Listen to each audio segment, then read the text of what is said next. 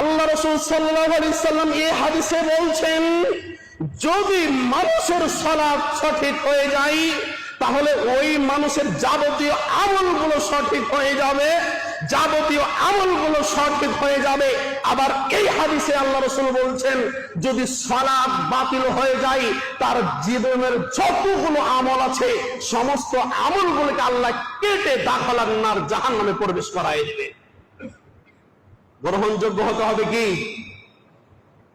আল্লাহর কাছে কবুল হতে হবে কি? সালাত।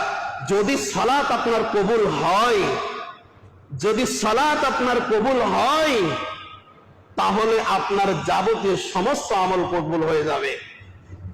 আর সালাত যদি আপনার কবুল না হয়েছে, সালাত যদি আপনি আদায় না করেছেন, আপনি মসজিদে যত টাকা দান করেন 1 টাকা কাজে আসবে না। আপনি মাদ্রাসাতে আপনি যত টাকা দান করেন 1 টাকা কাজে আসবে না।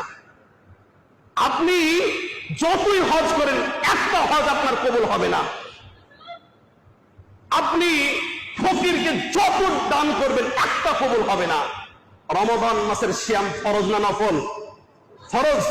যদি রমাদান মাসের সিয়ামও আদায় করেন, যদি আপনার জীবনে সালাত না থাকে রমাদান মাসের সিয়ামও কবুল হবে না।